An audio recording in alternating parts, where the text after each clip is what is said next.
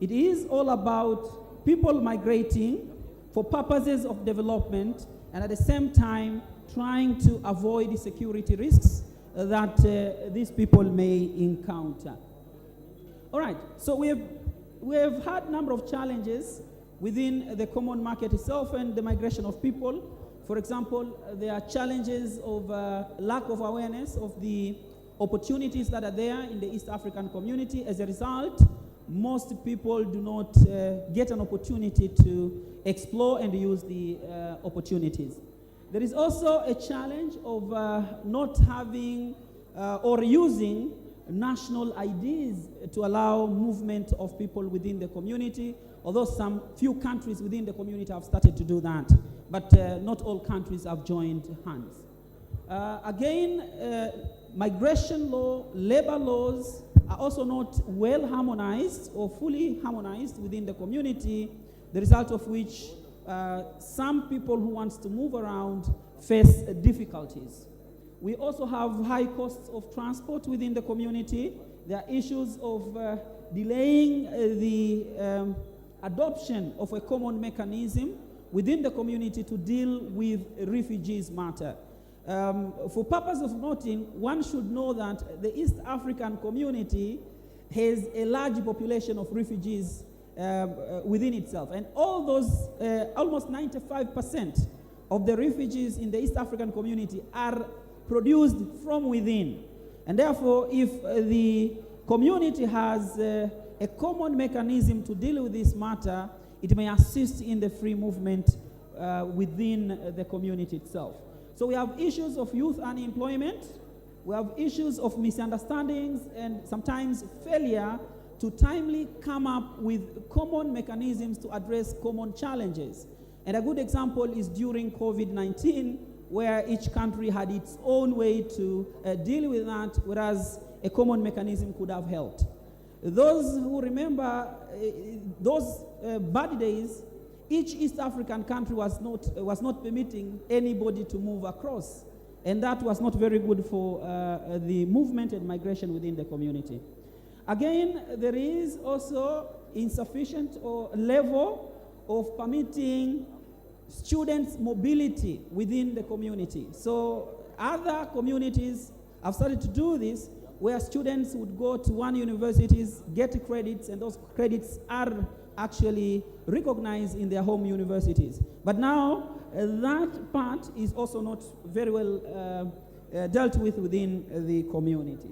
So by way of concluding, I would like to say that the future of the East African community looks really very bright as its market keeps growing with the coming of Somalia on board. And of course, you know, the coming of Somalia brings into the community the brilliant business persons whom the East African community needed the most. However, we also have a bit of things that we need to do to ensure that number of challenges identified are really being solved. For example, we need to work more on raising awareness of the people to be able to use the opportunities that are there within the East African community. We also need to ensure that countries that have not yet started using national IDs or permitting their citizens to use national IDs as travel document within the community do so. And indeed, migration, labor laws needs to be harmonized. And lastly, we need to maximize human capitals in order to create more employment opportunities for the youth within the community. We all know when we have a large number of young people without employment, they tend to become impatient. And therefore, troubles can occur in a particular country. We all know what is going on in Kenya now. And therefore, we really need to address issues relating to youth unemployment within the community and movement or mobility within the common market can offer a better alternative for the youth and get this employment done. So I thank you so much for your attention, and I'll be happy to receive questions if they're there.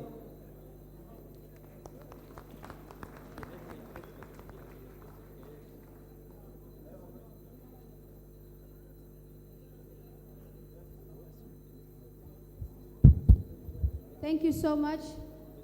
Yes, I see there's someone who has a question for you.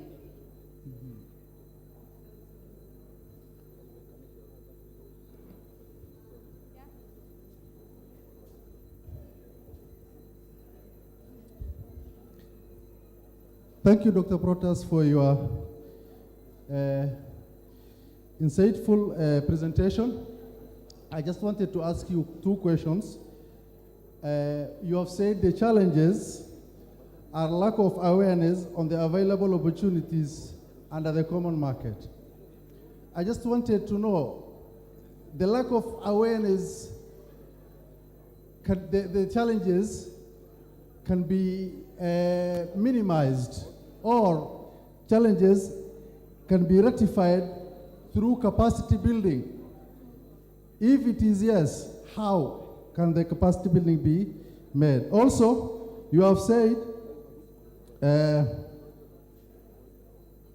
migration and labor laws have not been fully harmonized. In what ways and means that the frameworks can be harmonized in the integration of many countries like East Africa community? Thank you very much.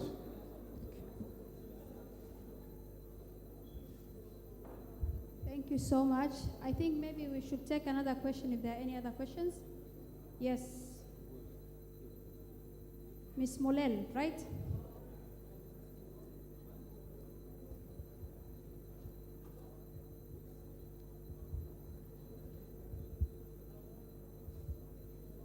Thank you very much for the presentation.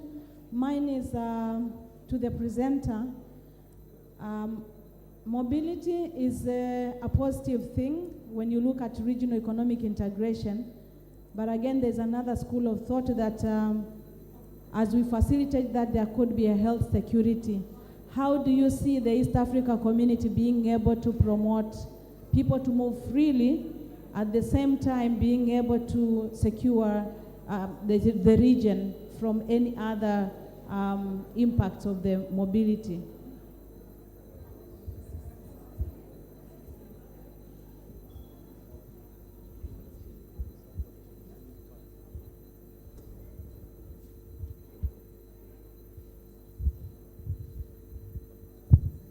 Thank you so much. Are there any other questions before we give? Okay.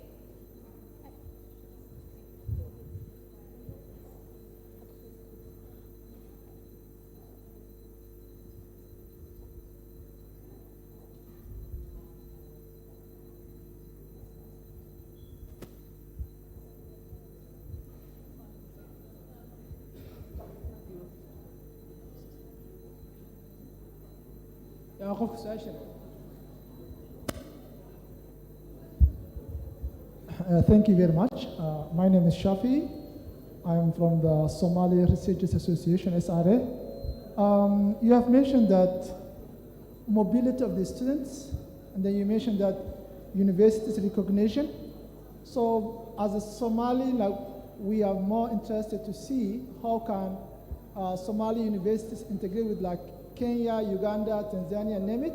But now you guys mentioned that one of the challenges is recognition. So how can, if Somalia join, because we have almost nearly 100 universities, so one of our priorities to our university graduates get a recognition East African community. So how can we get that opportunity to get the recognition those who have graduated Somalia? Thank you. Thank you so much. Dr. Petro, maybe you should address those 3 questions first. Okay, thank you so much for wonderful questions. I would like to start with the very first question which was raised about lack of awareness on the opportunities that are there within the East African Common Market. And the question was, do I think building capacity, sensitization programs will assist people in doing away with issues of lack of awareness? To answer that question, I would like to take the person who asked the question to a research which I did last year. Last year, I had a research in the 2 big refugee camps in Tanzania. There is a camp that is called Nyarugusu Refugee Camp, and there is another camp which is Nduta Refugee Camp. And one of my tasks in these camps, apart from doing research, was to sensitize refugees on the opportunities that are there in the East African community should they wish to voluntarily repatriate to their countries. They can come back and use the opportunities within the community. So out of 200 refugees that were reached by this research, only 2 were aware of the East Africa community itself. Not the details, but there is the East African community. They were aware that it is. But majority of them were not aware that the community exists. And of course, it is not just a challenge to them, it is also a challenge to the host communities. You go to villages, you talk to a large number of Tanzanians would also not tell you much about the community. They think this is a club for leaders and maybe a few business persons, and then they themselves cannot reap much benefits from the community. So my answer to your question is yes, awareness is really very important. People should know what opportunities are within the East African community so that they can maximize. So I think that is one of the very most important things that we need to do. And most refugees that who we told them they can come and establish themselves, establish their business within Tanzania. They don't need to be locked up within refugee camps. Most of them understood this narrative because they already have some small businesses, but they cannot do them because of the restrictions. So to me, awareness is really very important, and it can help us to bridge the gap of not using the opportunities within the East African community. Again, there was a question about harmonization of migration laws and labor laws. Of course, this is a big problem. You start asking yourself, if I move to another country and I get employed in that other country, what about my social security benefits, for example? How will they be? If one day I relocate to another country, what will happen? You go to a country where you find they have labor laws that talk about employment for foreign nationals. And East Africans are also grouped into a number of foreign nationals. So to that extent, you are treated as equal to anybody who is migrating into the country. So there is really a need to harmonize these laws to ensure that the citizens within the community benefit from what the treaty and the protocol offer them. So those are the areas we can look at and see that migration as well as labor laws are being harmonized and people reap the fruits out of it. Now, there is a question that was asked relating to mobility and security. That is normally an opportunity and a challenge at the same time. So when we talk of mobility, mobility is essential for development. You cannot develop if people are not moving around. So you see students are moving from one country to another for education. People are moving from one city to another for, business, work-related, and so forth and so on. And therefore, this is for purposes of development. But now you cannot develop if it is not peaceful. That's why securities come in. So security checks are there. And one of the problems we normally face when we talk of migration, free movement of persons, free movement of labor with government officials, they normally tend to think free movement means there are no regulations. And therefore rejecting the idea. But regulations must be there, even if we move, but we should also ensure security is there, because if there is no security, you cannot do what you want to do. You cannot do business, you cannot go and get a job, and so forth and so on. However, too much inclination to unfounded grounds for security is sometimes become a challenge, which I agree with you in terms of mobility within regional economic communities. Again, there was a big question that was put to me. I think that one can be answered better by our colleagues from the Inter-University Council for East African Community. It's about mobility of students, mutual recognitions of the qualifications, and how Somalia can join these education-related issues. I know people from Inter-University Council for East African Community will have time to tell us about this, but this has been a challenge because we don't have so much mobility of students within the East African community. We have a few who are moving. On our part, for example, TGCL, we have been offering scholarships for postgraduate students to pursue Masters of Law in Regional Integration and East African Community Law from all the member states of the East African community. So students are moving. But we want these efforts to increase, to have so many East Africans who have the qualifications moving around and be able to take the opportunities of studying in countries within the community. So I thank you for the question, and I don't know if there are other questions, if time is... Certainly the time doesn't allow, but thank you so much, Dr. Petro, for that wonderful insight. Thank you so much. You're welcome. Ladies and gentlemen, now we are going to head into the panel discussions. I would like to invite the moderator of the panel discussion, Mohamed Mousse. He will introduce the panelists and the subject of the panel. Welcome. Thank you very much, Farah. Before I call the panelists, I want to have a quick refresher. I feel after lunch everyone is full, and you guys look like you are sleepy all. So we will take 3 minutes to do a refresher, and this refresher is also another part of another goal, which is to congratulate Somalia for being accepted into the East African community. So let's all stand up first. Let's all stand up, even for all the people. If you feel heavy, that's why we are doing it. So this is how it works. It's called clapping together.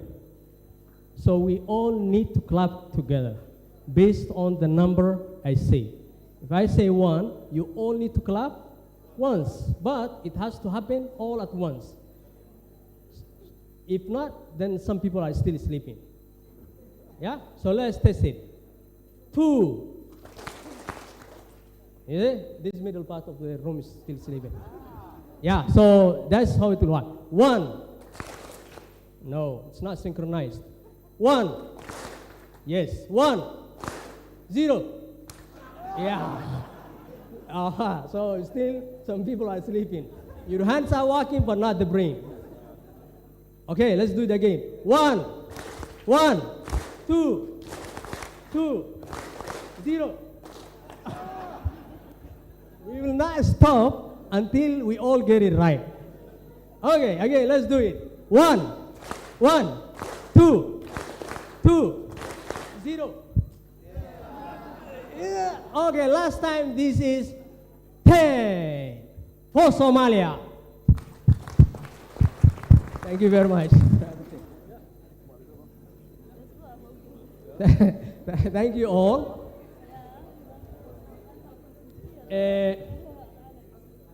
I welcome you all for the first panel for the conference, but the last activity for the day. So this is a bit of good news for you. This will be the last activity. Then we will call the day off.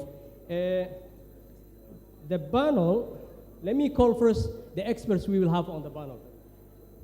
I call John Bosco, the Chief Executive of the East Africa Business Council, to join me on the panel. I call Claudia Vaz, the Head of Countries and Markets for Africa Brain. I call Jacinta Kiruthi, the CEO of Intrade Africa. And finally, I call Sylvia Berghoff, the Managing Director of Corex Vertribes GmbH.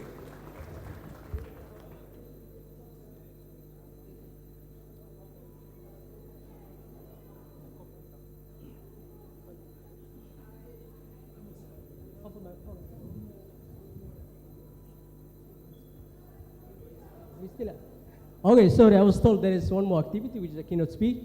So sorry, if you get prepared to leave. First of all, this is the first panel for the conference. It's about cross-border trade and investment opportunities in East Africa with Somalia's inclusion. The inclusion of Somalia in East Africa presents a significant opportunities for enhancing cross-border trade and investment in the region as East Africa grows to grow economically and actually being one of the fastest growing economic bloc in the continent. Integrating Somalia in East Africa can contribute to a more cohesive and robust regional market. This panel discussion today will explore the potential benefits and challenges for this inclusion of Somalia, focusing on how to leverage this opportunity for economic development and regional stability. The panel brings together experts and stakeholders to discuss strategies for maximizing the benefit for Somalia's inclusion in East Africa. Topics we will discuss include enhancing trade facilitation, harmonizing investment policies, and fostering a conducive business environment. I will take the first question and call John Bosco, since he brings a huge experience in the panel. John Bosco is the Chief Executive Officer of East Africa Business Council, and as you've seen from his opening remarks today, he's bringing huge experience in the panel. So my first question goes to John Bosco. John, first of all, welcome to Somalia. What is the role of the private sector to make sure that countries successfully integrate into the East African market? Here.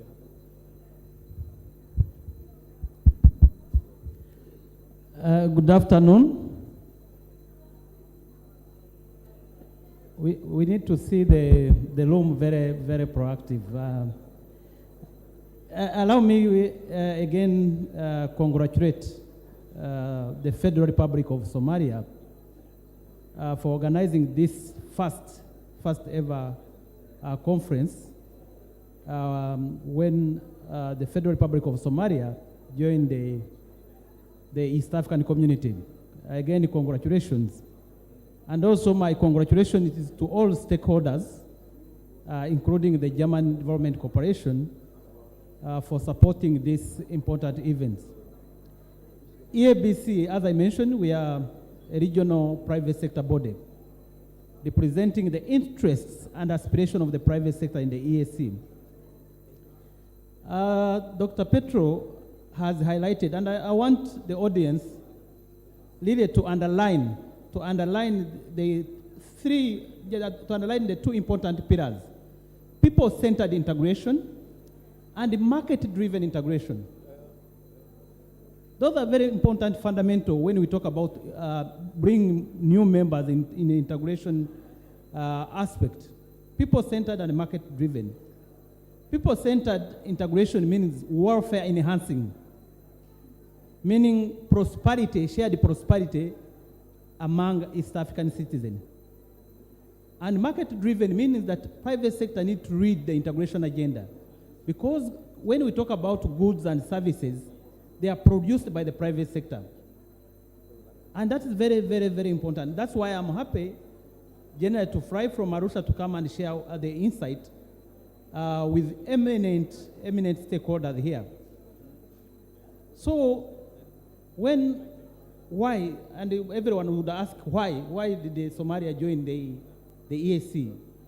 They joined because of those two principles or fundamentals: to improve the welfare of its people, but also to create opportunities for business, Somalian business, to join that wider market. Let me also share with you some good numbers. Currently, our population as East Africa, we are 320 million. 320. And our combined GDP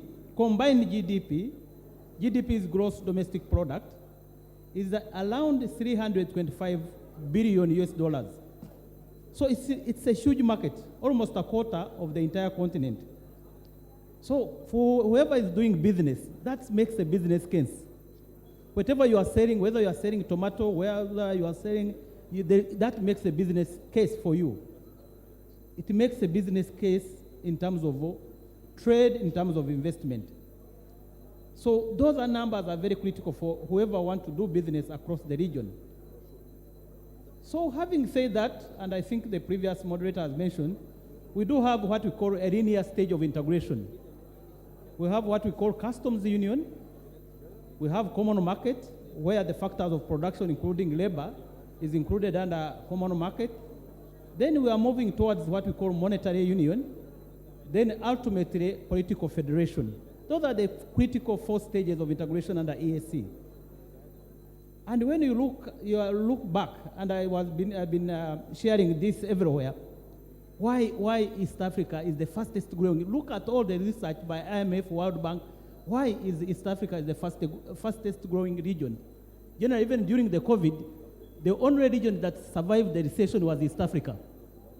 And the reason are 3. We are the only region that are committed to integration. We have deepened our integration agenda.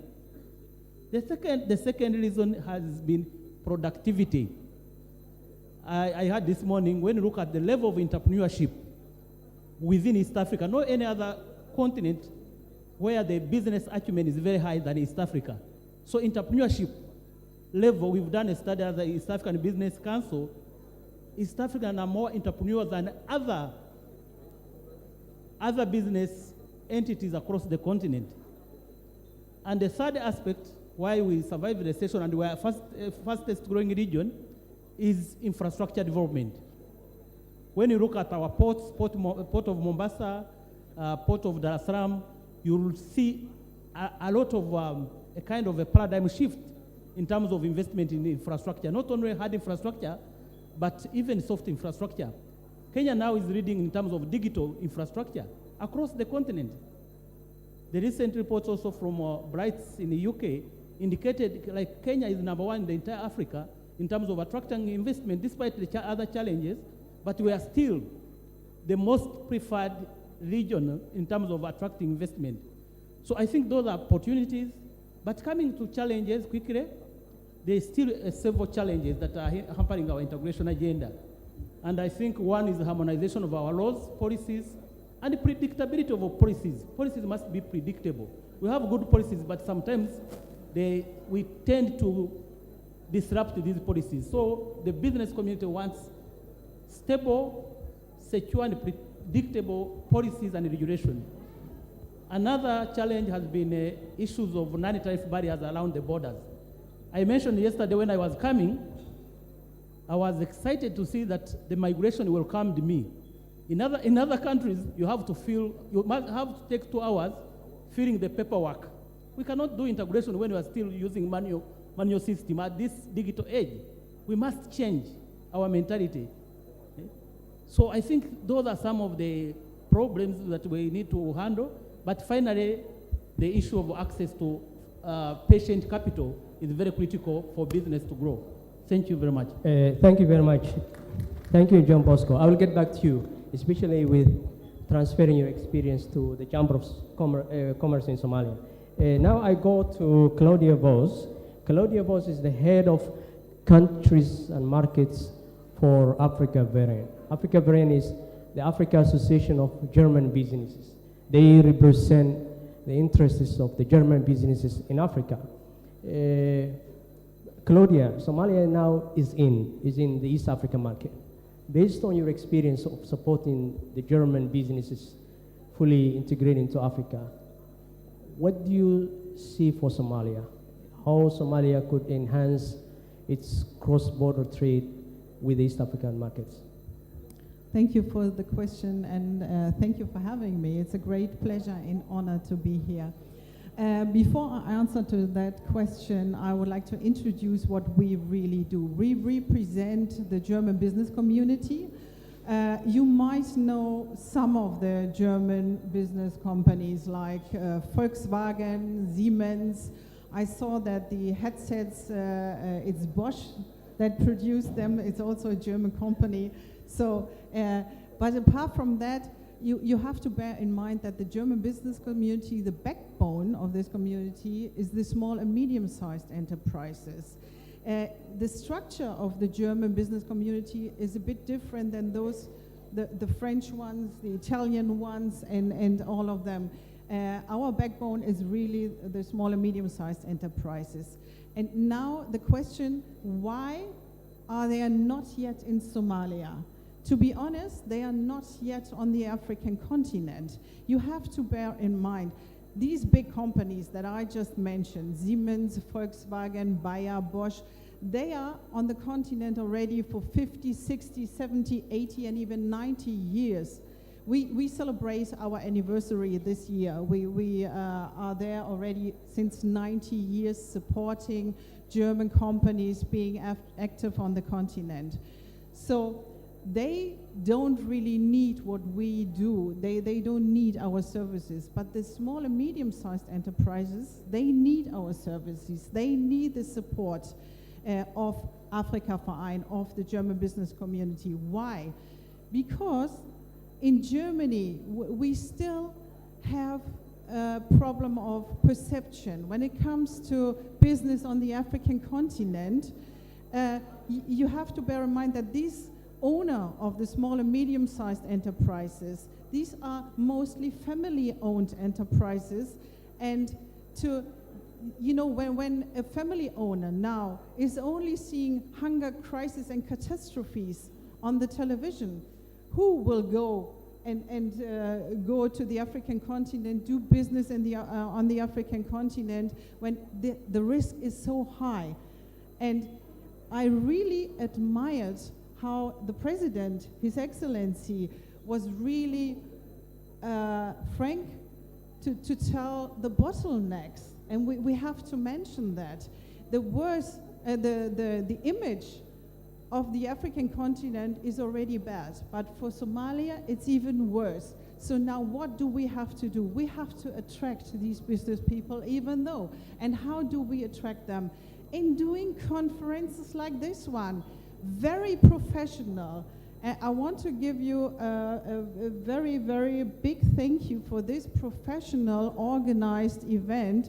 Great thank you for and even our moderator, thank you so much for being so professional, and even you with the strategy to wake up the audience.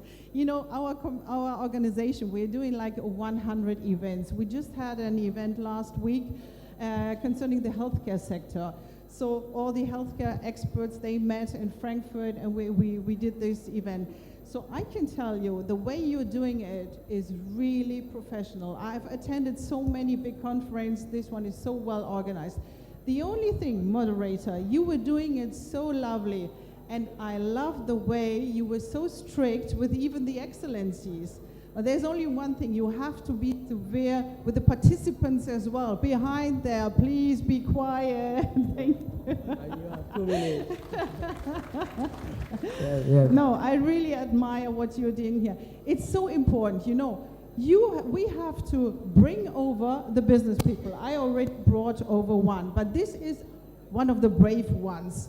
You have to bear in mind that German business community is quite risk averse. So we have to tell them different stories. They are all afraid to come over. We have to tell the truth. Even myself, I'm into it. I'm on the continent almost every month. But even me, I was a little, Somalia is not the easiest country on the continent. we have to tell different stories now, success stories, and we have to bring them here, and vice versa. You have to come over. You have to come over to Germany. You know, at the end, doing a project, doing business is all about confidence. Right. They need this confidence. So please come over, introduce them to you, and tell different stories than the stories that exist in Germany right now. This is my mission. I hope you join me. Right, Thank you so much. Yeah, thank you very much. Before I move to Jacinta, Claudia, you mentioned a very interesting point, which I want to reiterate for the Somali people. Like, you talked about the role of SMEs for the German economy. In Somalia, there is a concern for the Somali people that if we join the East African market, there is that suspicion, what do we bring on the table?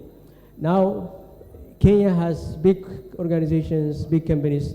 Tanzania has big organizations, but we as Somalis, we don't have. That's like a major concern with the Somali people. But now you mentioned that it's the small businesses that play the key roles, but not the big companies. So I want you to go to do it again. What would be your key message for the Somali people who question that we don't have something to bring on the table for the East African market?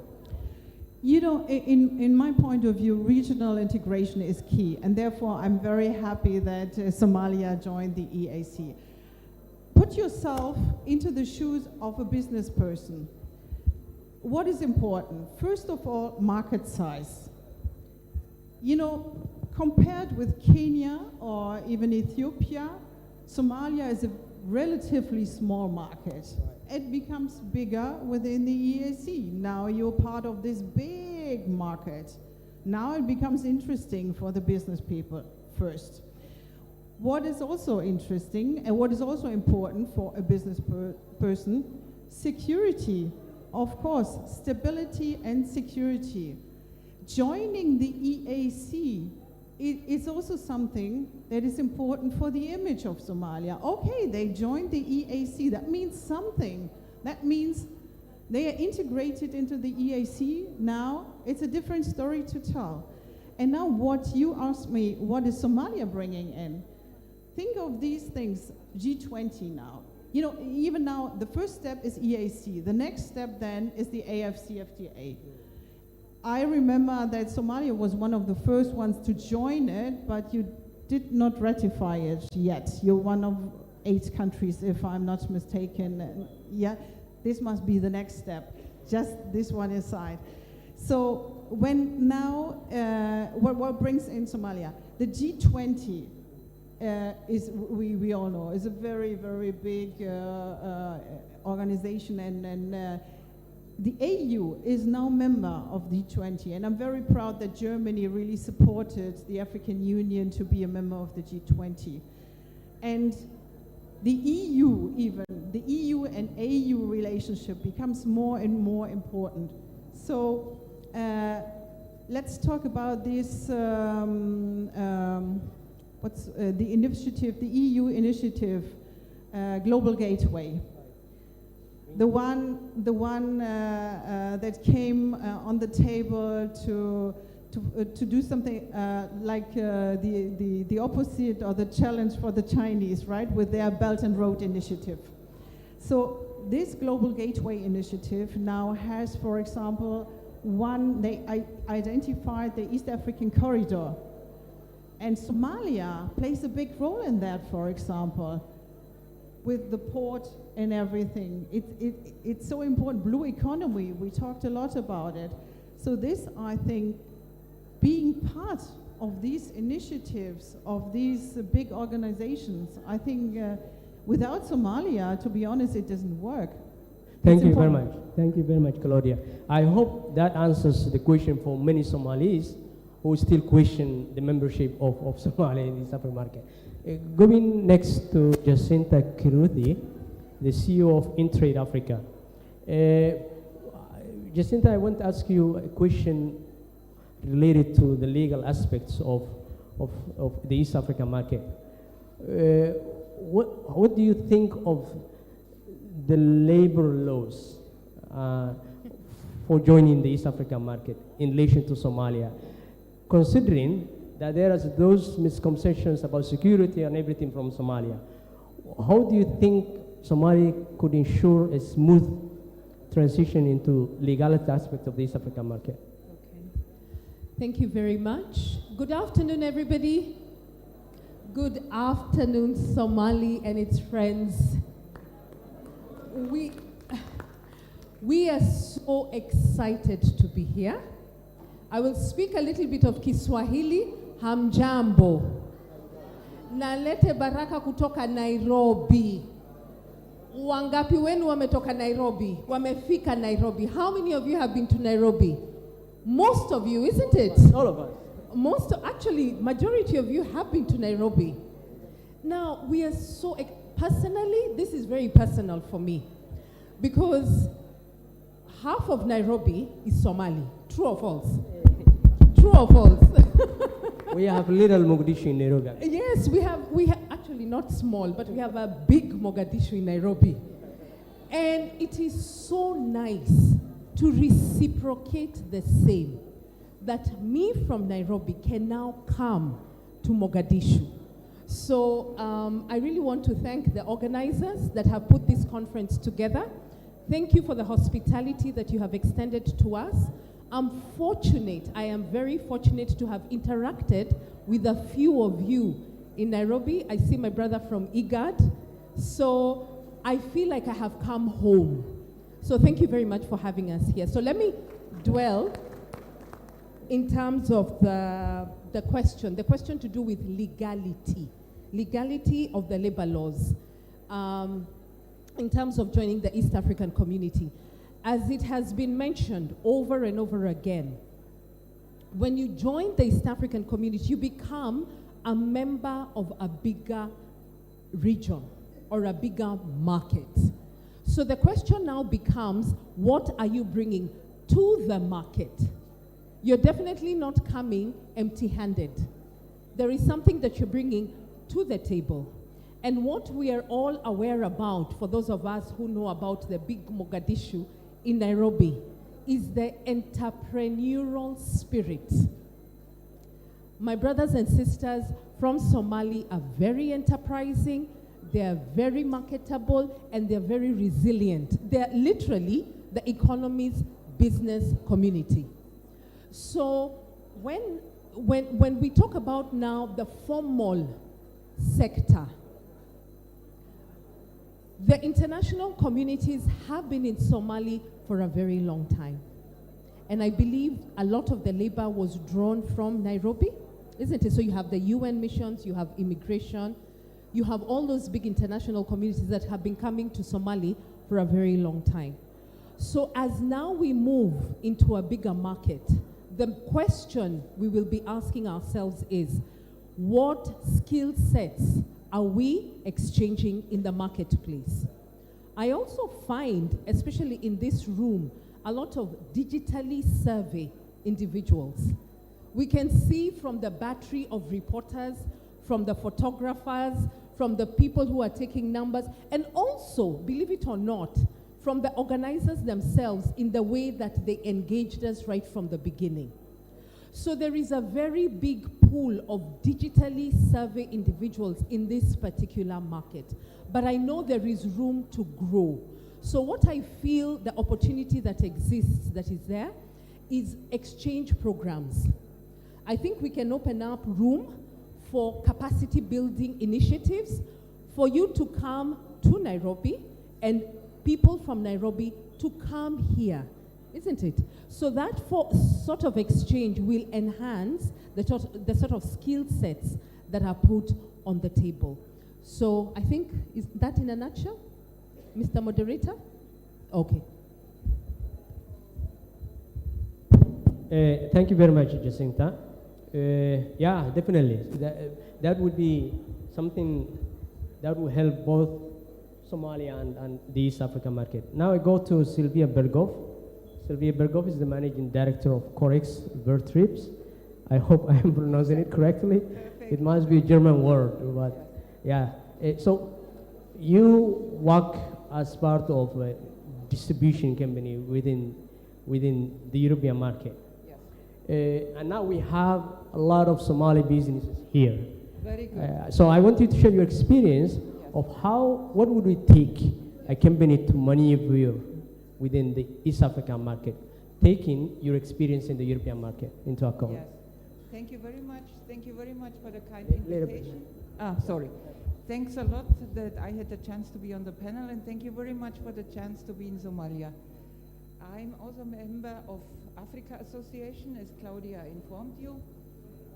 There are many conferences about East African countries, and we often talk, Somalia is missing. We talk about Kenya, we talk about Tanzania, and so on.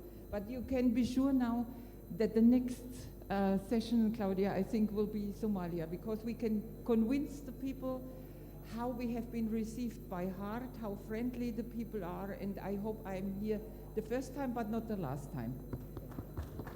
Thank you. I am in a business.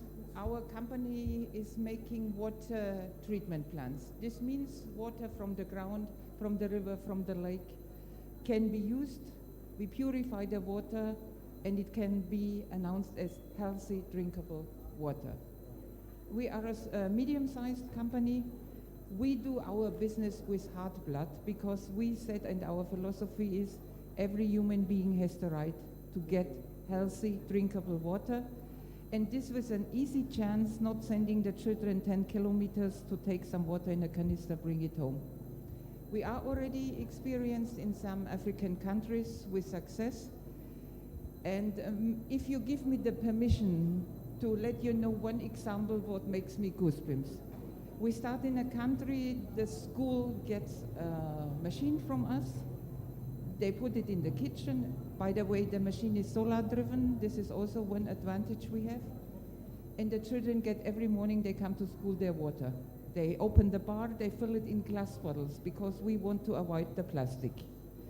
And they take the water even home to the families. The teachers get every day the children to school. They informed me last time there are no more sick, no more cholera, no more diarrhea.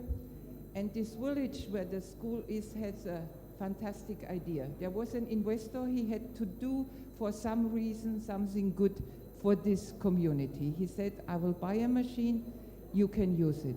And what this community is doing, they sell the water to the people in this community for a very, very cheap price. And now they have so much money. Before they was buying the books and computers and whatever for the children for the school. Now they have made a building.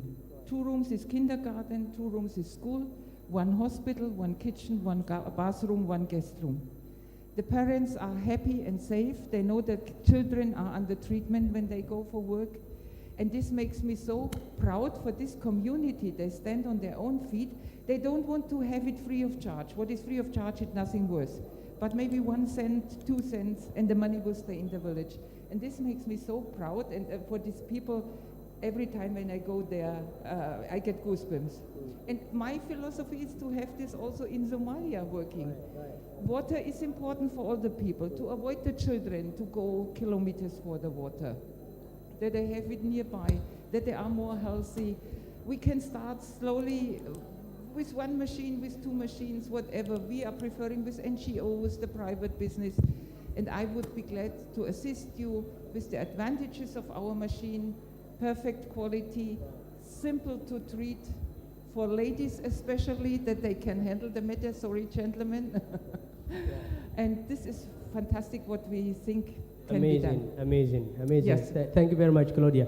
Sylvia, sorry if I mispronounced it. So, due to time, we'll have one more session, a keynote speech, but I still want to take 2 to 3 questions. Dr. Mohammed already raised his hand before I even announced.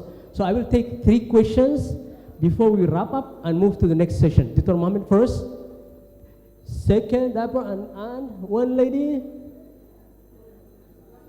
No, no, so we have more ladies here than Deborah. Okay, then we go there.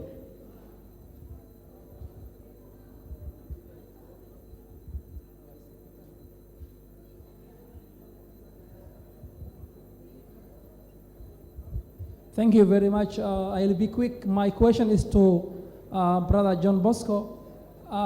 As you know, like we have about 300 million people in the EAC, about 300 million GDP. If you see that there is GDP per capita will be 1,000 on average. And Somalia, except for Burundi, we are the lowest in terms of GDP. Before we have 450, now about 590. But my question is that our population is growing 3.1%, and our GDP economy is growing 2.4%. That means we are producing more babies than economy. Then, if that continues, then how can you think we can catch up with this, having like Kenya over 2,000, Tanzania, even South Sudan over 1,000 GDP per capita? Then how can we catch up? That is very important, because at the end of the day, you have to have a market whereby people can buy something from whatever you want to provide, whether it is luxury items or basic items. The other thing is, in Somalia, the private sector, about 94 to 95% of our financial flow is in the private sector. Only 6%, 5 to 6% is the public sector. Then how can we utilize that growth engine to bring this from 2.1% GDP per capita? We have to have at least 12% if you want to catch up the other members in 10 years. If you want to catch up in 5 years, we need like 18% GDP. That is my point. Thank you very much for everything.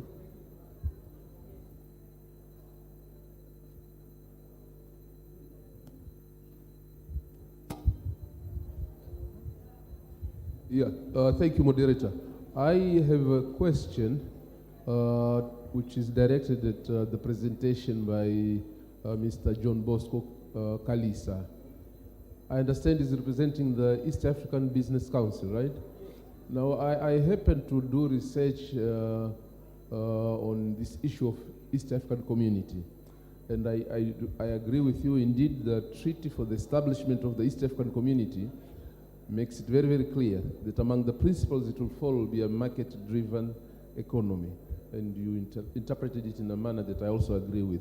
But my worry is when each time I read that document as a lawyer, I worry whether the place where the treaty mentions the business, the private sector, because it is at the tail end of the treaty. So as a lawyer, that sends some messages that are not too good. So the question is the Business Council, are they fully satisfied in the manner and extent to which the treaty, which is the mother law, when it is mentioning the private sector? Thank you.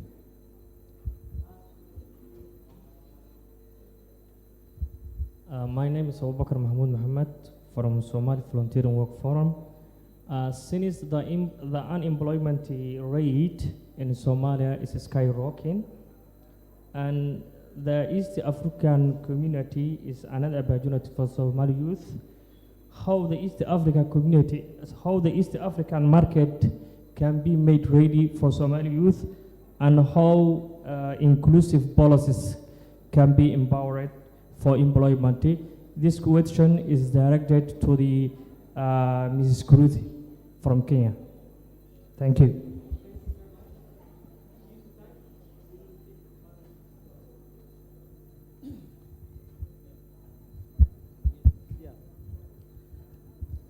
Thank you very much. I think these are very, very pertinent question.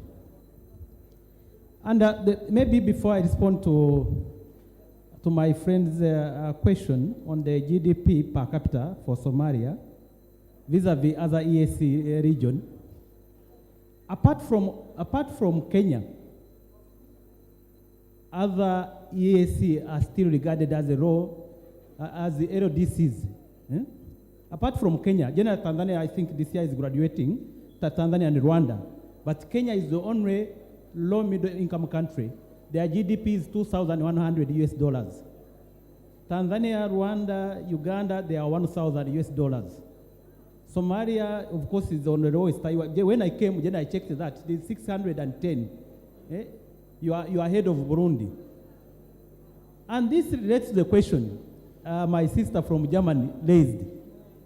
When I was coming in the flight, I read a paper by Mo Ibrahim.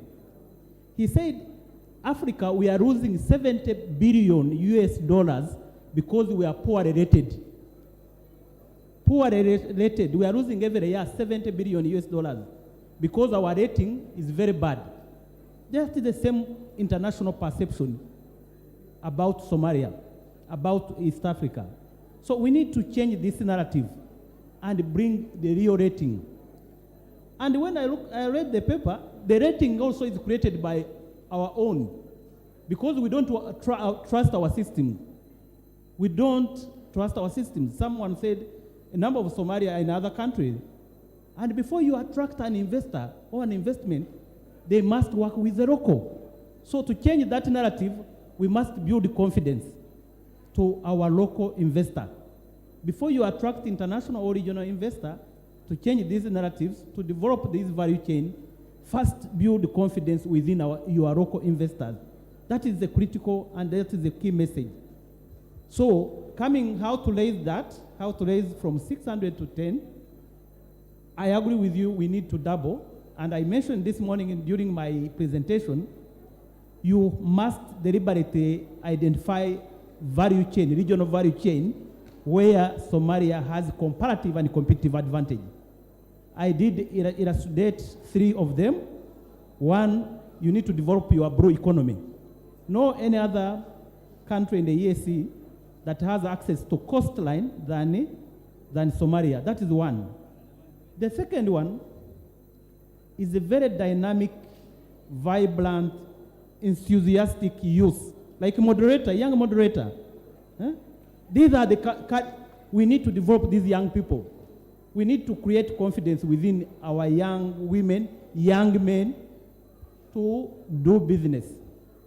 The third aspect, or the third value chain that is very critical, and when I was Somalia, generally the population of cattle is double the population of people. You have 20 million livestock, and that leather is one of the key sector that can be a game changer for this country, and you can export to the entire Africa. No country has such amount of livestock than Somalia. So it's really developing value chain. If you want to make a dent on poverty, if you want to create employment, identify the value chain where you have comparative and competitive advantage. Finally, the question raised by the researcher, which is very pertinent. Private sector, generally, our role, when you look at the economics, the role of private sector is to disrupt the government. Whether the treaty provides for private sector or not, the private sector should be ahead of the government. You should not be bogged down by poor policies, poor regulation. You must move ahead. That's why we are here. Maybe East African community is not here, but private sector must move 2 steps ahead of the government. So that's the spirit. Don't be bogged down by our roles, whether they mention about, because capital is impatient. Time is of essence. We cannot wait for the treaty to be revised after 30 years. We must move. Finally, and I think that's the role, 1 is the creation of employment for the youth. I was looking at the report, there is what we call, that is very critical. Let me mention it because GIZ is here. We have a program, academia, public relations. How do we address the mismatch between our academia with the private sector needs? So what we need to do, I was also looking at the labor report, ILO report, there is what we call 70 million of African youth are not in employment, they are not in education, they are redundant. We need to reduce redundancy by creating employment opportunities for our young men, young women. Thank you very much. Let us even be more practical, John. We are quite connected, because what we do at the German African Business Association, when a company wants to start a business or a project anywhere on the continent, Then we try to help them. When they have bottlenecks, we help them. How do we do that? In each and every country, we do have partners on the ground.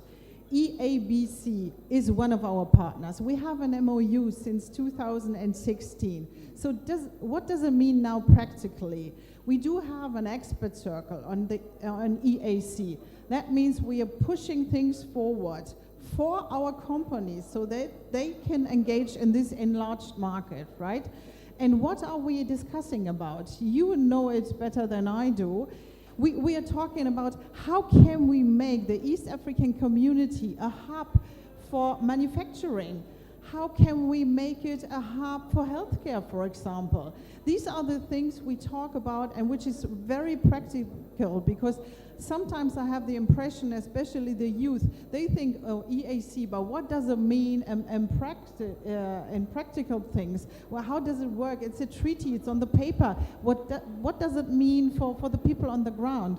Thank you. Yeah, thank you very much. Jacinta and Silvio, Yes. 2 minutes if you can Okay, take one. fine. Thank you very much for your question, and I think it's very relevant. Ladies and gentlemen, if you don't mind me asking, how many of you are below the age of 30 in this room? How many of us are below the age of 30? 30. 30. How many of us? Yeah? It's quite a big group, isn't it? Yeah, but now, this looks small. Yeah? Okay. In the context of Somalia, this looks small. I thought this like is all- yes, this is small. As my colleague Mr. Bosco has indicated, that we are very impressed by the number of young people that are engaging in this particular initiative. Now, believe it or not, on the continent, the average age of a population of 1.3 to 1.4 billion people is 19.5. Meaning that the majority of people in Africa are below the age of 20. Below the age of 20. Meaning Africa is the only continent on the planet with a young, youthful, and growing population. Every other continent in the planet has an aging population. Now that we have the figures, I think you need to understand one thing. Products that are created or manufactured are only consumed by people. What does that tell you? That our continent has the highest number of consumers. Meaning it also has the highest number of opportunities. So any opportunity you can think about, ladies and gentlemen, is found in this continent. And the people that are going to drive the narrative are the majority who are below the age of 20. So most of us in this room are above that age. So it is our children that we are creating this future environment for. Now, very quickly what you have asked. My generation is what I would call the white collar generation. What were we taught?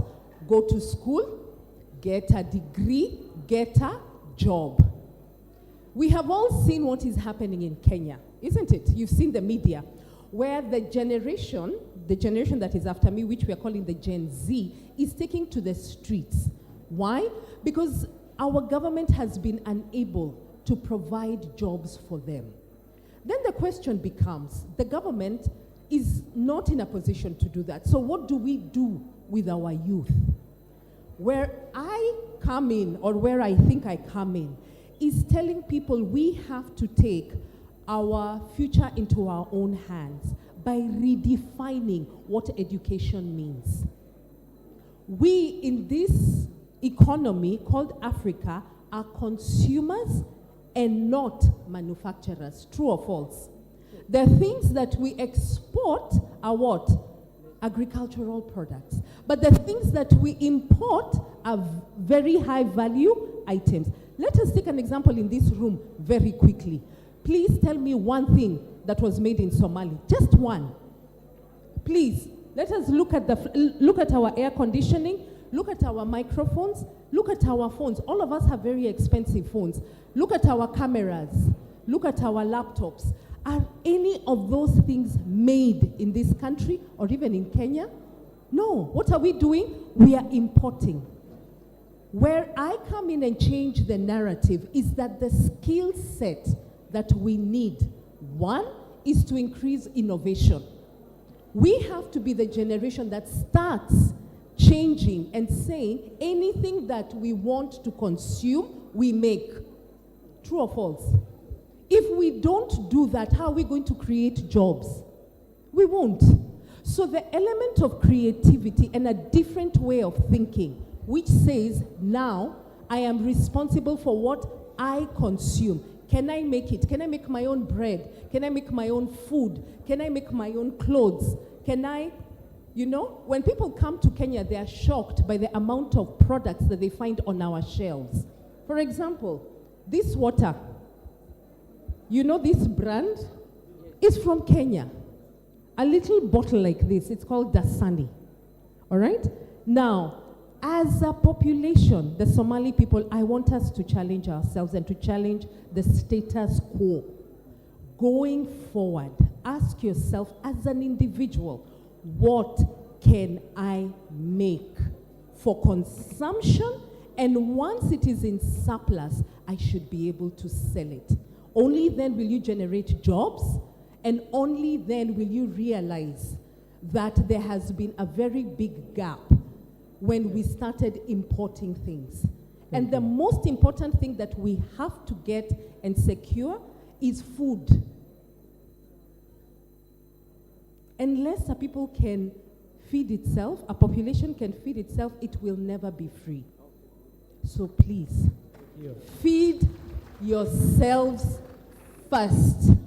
Try as much as possible and awaken the notion in your mind that what I consume should come from me, or at least the vicinity of my household. What I wear should be mine. What I use should be mine. The minute you do that, you start changing the narrative. Thank you. So alter your education system, start making your Thank own you, Jacinta. things. Thank you very much, Jacinta. Let me give Sylvia the final moment, 1 minute to wrap up and do your reflections.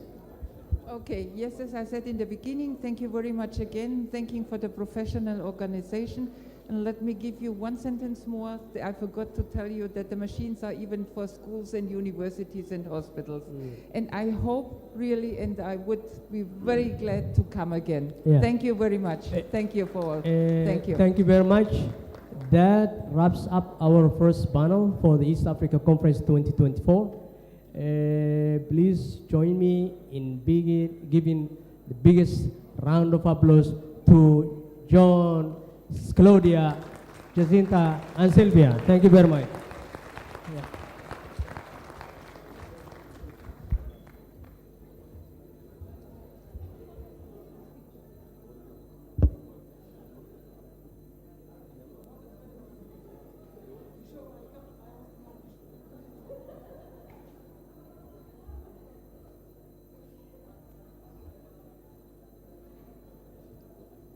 Hello, as our panelists are taking their good photos, kind reminder please to follow our social media handles.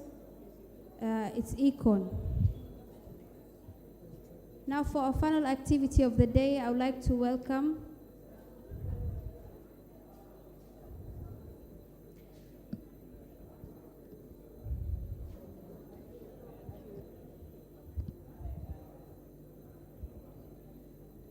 Thank you so much.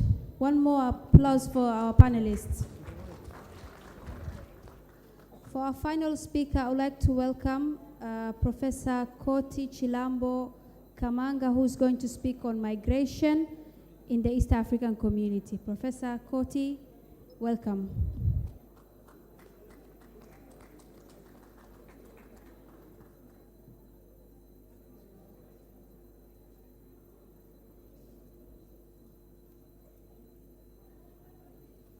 Wassalamu alaikum.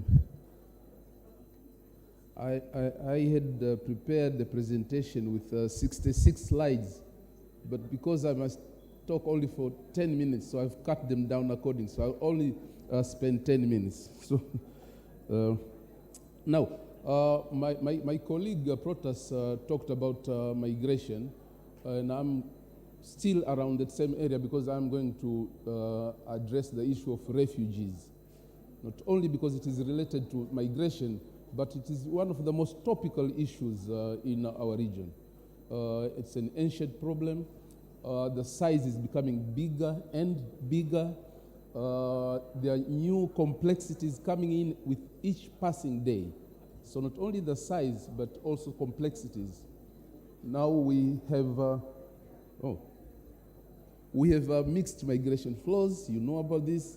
We have smuggling in humans, human trafficking, and all this. So I think it is an issue that is worth addressing in our East African community. Now, I've said it is an old problem, but maybe let me share some few details just for us to have an understanding why we are saying it is an ancient problem. Right now, we are talking about... okay, so...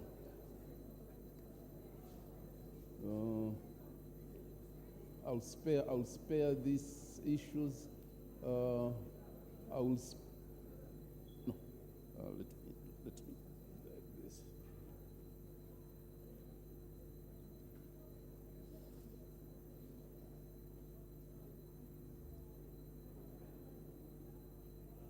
Yeah, it has failed us. So let us not accept to be held ransom by technology.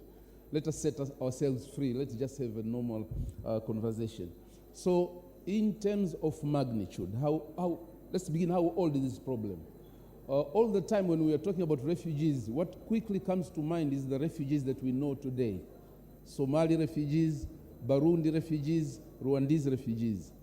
But what we are forgetting is that this is a very, very old problem on the continent, very, very old. It goes as far back as World War II.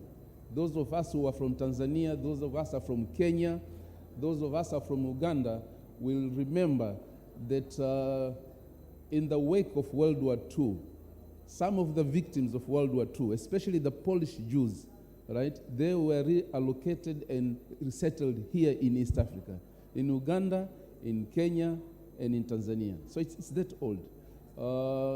Where I come from, which is Tanzania, the first influx in contemporary times are not the Burundi refugees that we know today in the Congolese, but the Rwandese. The Rwandese were the first to come into our country seeking asylum in November 1959. So we are a nation that we've been hosting refugees for the last 60 years. So that's one thing. This is an old problem. It's an old problem. Two, it is a chronic problem. It is something that has refused to go away. That's why we are talking about protracted refugee situations. Protracted refugee situations.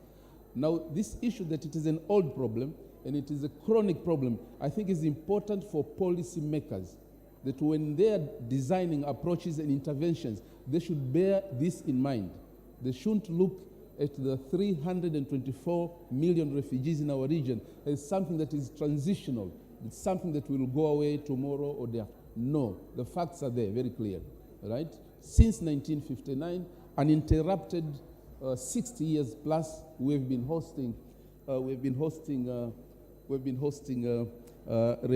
refugees. Now, I should also say something about how are we essentially dealing with this problem. How are we in East Africa dealing with the problems? Right, the 324 million refugees that we have here in our region, 324. Uganda alone, 1 million, I think 300,000 almost. Uganda alone, right? Followed by Kenya. Tanzania comes next, 240 or so thousand refugees. So huge numbers. One problem that is refusing to go away. So how are we dealing with it? What laws have we put in place to deal with this issue? What institutions have we created? right? And what practices have we designed and developed to deal with this issue? If it's an old problem and a huge one. Now, the laws that we have, you will notice that for a long time, despite having a long history of hosting refugees in huge numbers, we did not have laws. We did not. In Tanzania, the first law that we adopted was 1966. 1966, right? 1998, we rewrote that law, and we have a 1998 Act. Kenya and Uganda, despite, again, an equally long history of hosting huge numbers of refugees, did not have a statute specific to do with refugees until 2006. Until 2006. That's when both Uganda and Kenya adopted laws specific to the issue of refugees. Kenya went ahead, of course, the last two, I think 2022, if I'm not mistaken, revised the law, the 2006 law, and came up with a new law, right? So in practice, we can say that we have a solid legal framework. At least we have statutes now, unlike the period before 2006, before 1966. So the laws are there, and they're quite forward-looking. They've been written in a manner that takes recognition, right, of the rights of these refugees. Now, so that's the law. I mean statutes, right? We have no policies, no refugee policy, except Tanzania. Tanzania came up with a national refugee policy in 2003, which is rather curious because you are supposed to have a policy document first, and then the policy document is supposed to inform how the law should be written, right? But in Tanzania, we went in reverse order. We began with the law, right, and then policy. As a result of which now the two don't talk to one another. There are things you find in the law, you don't find them in the policy. When you read the policy is saying we should go west. When we go back to the law, you say it shows that we should be going east, right? Not to talk about the issue of the absence of regulations up to now. So that's the law. Practice, curiously, despite the shortcomings in the law, the practice, the day-to-day handling management of these refugees has been pretty good, which is amazing, very, very strange. And we thank Allah for that, right? That despite the shortcomings in the law, despite the shortcomings in the institutions, practice has been good. East Africans have been very, very kind to one another. Been very, very kind in an exemplary manner. For example, the issue of granting naturalization to refugees. I think it is only here in East Africa where you find cases of mass naturalization. Up to 162,000 refugees being granted naturalization. It is the only region where you come across this arrangement. Only here. It's only here. The refugees from Tanzania who were in Somali, by the way, were Somalis, right? They were returned en masse. They were returned to Tanzania and granted citizenship. So let me conclude by sharing with you what are my concluding observations. The first one is that we should note and we should thank our governments that at least they are signatories of very, very important international legal instruments around the issue of refugees, right? The 1951 United Nations Convention on the Status of Refugees, right? Followed by the 1969 OAU Convention governing specific aspects of the problem of refugees of 1969. All our countries here in this region are signatories, right? Which means what? Which means that they are bound. They are legally bound, right? They are legally bound by these instruments. But the problem, as I said, continues that I think we are digging our head in the sand. We don't want to admit that this is an ancient problem, right? And it is growing, right? And that our policies and laws and institutions and practices should bear that in mind. We're not dealing with an outbreak of cholera. We're not dealing with an outbreak of dysentery, right? We are dealing with an issue that is old, huge, and chronic. So our policies should be directed in that direction, and especially around the issue of the search for durable solutions. Because most of our policies give priority to voluntary repatriation, even where the reality on the ground doesn't seem to suggest that that is the most suitable solution, given the entire solution. So we need to approach the issue of the search for durable solutions with greater creativity, right? Yes, in the OAU Convention and the UN Convention, there are those 3 durable solutions, but we should not accept to be held ransom only to those 3. We could get out of the box and devise others that we find are more suitable to our situation. And finally, our excuse me, our governments are constrained in hosting refugees. Why? For the simple reason that international assistance.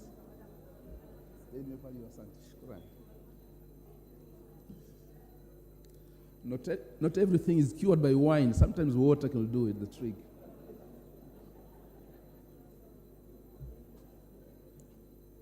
So, when you look around, you see that governments are struggling to host refugees. Why are they struggling? They are struggling because they are diminishing international assistance. Diminishing. Every year they get less and less than what they're asking for. This year, for example, UNHCR Tanzania requested $114 million as its budget. $114 million as its annual budget. Of that money, what the UNHCR eventually received or has been promised is barely 13%. Barely 13%. So it is very, very disingenuous to begin blaming these countries. Why are you not supporting refugees as you used to do? Right? Because these countries are struggling. And to make it worse, they are struggling with the few resources that are available. When they look at Europe, they see Europe building fortresses on its borders, right? And this is not my discovery. Experts are saying they call it Fortress Europe, fortress, right? The way castles, how difficult it is to enter a castle is the way how difficult it is for asylum seekers to penetrate into these nations. And to make it even worse, instead of what was used to be called burden sharing, in which members of the international community took the problem of refugees in Uganda, for example, as one for the international community. So that's why that was the basis for burden sharing. But it looks now that we have gone into a phase of burden shifting. The burden is not shared equitably, but instead the brunt of hosting refugees has been left to those countries which are in fact the poorest. With your kind permission, let me shut up.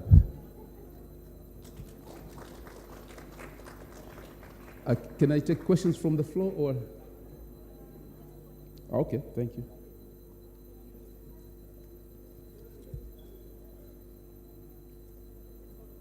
Excuse me. You need the mic? No, it's not here.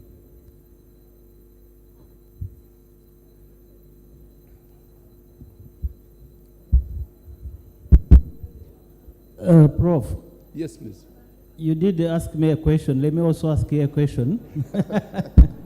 Sawa John Bosco. Yeah, my brother. I'm wondering if we exploit the instrument of the EAC common market. Should we be talking about Somalia refugee, Tanzania, because there is that national treatment a Somalia should be treated as an EAC citizen and given full treatment as an EAC citizen as not a refugee.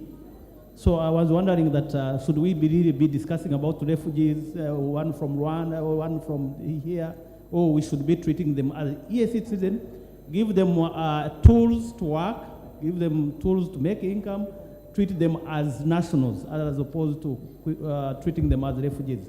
So that's my question, Prof. Thank you, understood. Go ahead. Yeah, thank you for raising this very, very important, sensitive, and even it's a hilarious question, right? Because I think Dr. Protas should have been here to answer that, because he has just presented a seminar on this very, very question. And his observation has been that we have this unique, hilarious situation in which you have EAC citizens while they are still within their internal market, which then entitles East African citizens to have free movement, right? Free circulation of persons, right? And there is no doubt whatsoever that refugees belong to that class of persons, right? So it is. And I don't know the right word because I'm not a native English speaker, but it's hilarious. It's an anomaly, maybe even an aberration of some kind, right? That you have you have a person who's a Ugandan, but he's a refugee in Uganda itself. That's what we have right now, which is hilarious beyond words. So yeah, I too wonder. The reason partly I suggested that we should approach the issue of search for durable solutions, right, in an innovative, creative manner. Let us get out of the box of those three conventional solutions. Let's design something else. Let's create, for example, unique border arrangements, right, for example, between Somali and Kenya. So that Somalis who are on this side of the border, when they go across, they should not be seen as having left one country and gone to another country, right? The same thing with our neighbors in Burundi and DRC. Right? Because with Burundi, for example, even DRC, the border there, if you go there, you have to use a magnifying glass to see where the border is, because you don't see. Thank you so much. Yes, I think.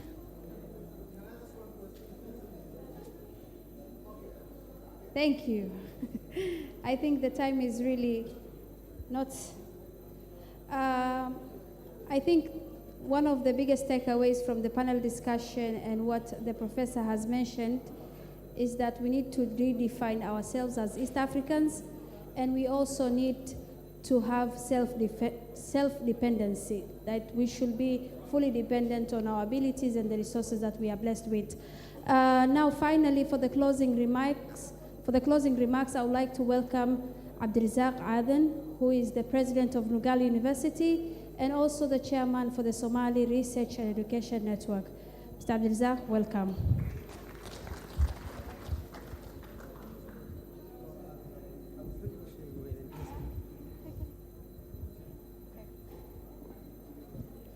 Assalamu alaikum wa rahmatullahi wa barakatuhu. Waa fursad wanaagsan oo inoo suura gashay. Marka hadalkayagu wuxuu u badan doonaa qaybta jaamacadaha oo aan ballansannahay Prof. Idris Rai and his team, hopefully to meet sometime after tomorrow. But at this stage, my message to you is I think we are done a very good discussion and we had a very good conferences. So I thank you all, either participants, organizers, and from the government side. Thank you so much. Do I say I or we? Let me say we represent a number of Somali universities, which is Somali Research Education Network, including from the north to the south to the east, and also number of Somali research, including Heritage Institute. So we are very happy to be here representing the top 27 Somali research universities and 3 top Somali center researchers as well. Thank you so much for the opportunity, and Assalamu alaikum. Wa alaikum salam. Thank you so much, Abdulrazak Adan. Esteemed guests, now I think it's time for us to go rest, right? Yes, thank you so much for your time, for everyone who has made this event possible. But it doesn't end here, we have tomorrow. Yes.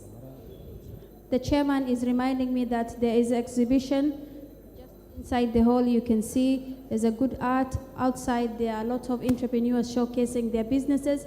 So as you make your way out, kindly make sure to pass by and say hello. Thank you so much.